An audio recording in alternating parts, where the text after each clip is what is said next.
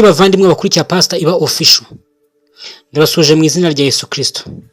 Uyu munsi ndashaka gusangira namwe inama z'ingenzi zagufasha kubaka ubuzima bwawe, gukomera mu mutima no kugera ku ntego Imana yaguteguriye.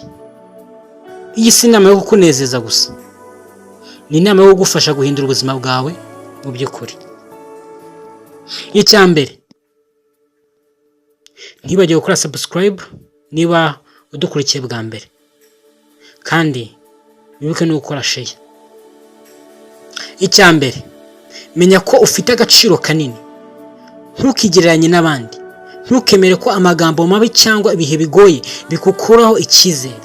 Imana yaguhanze ifite umugambi wihariye kuri wowe.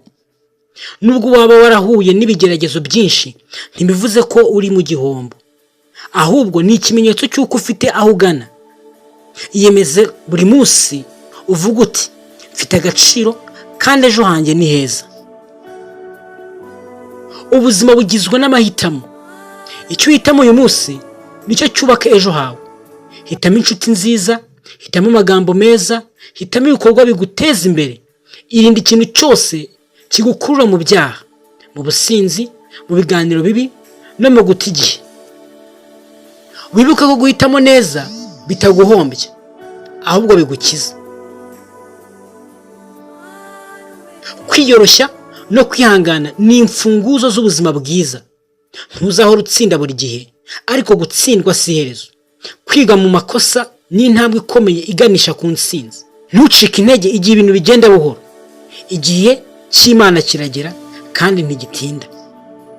Niba ushaka amahoro nyakuri, jya hafi y'Imana. Isengesho n'umuyoboro uguhuza n'Imana. Ijambo ry'Imana rirakuyobora. Nubwo waba udafite byinshi, iyo ufite Imana uba ufite byose.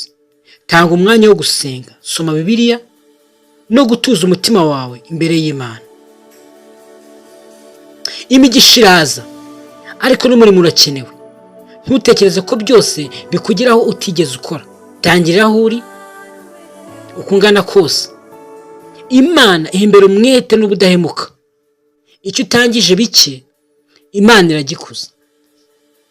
Nshuti bavandimwe, ndabashimiye. Niba aya magambo akugira umumaro, ntibagire gukora subscribe ndetse na like, kandi usangize abandi iyi video. Andika mu gitekerezo inama yagukoze ku mutima kurusha izindi. Wibuke ubuzima bwawe bufite intego, kandi Imana iri kumwe nawe. Imana ibaho umugisha mwinshi.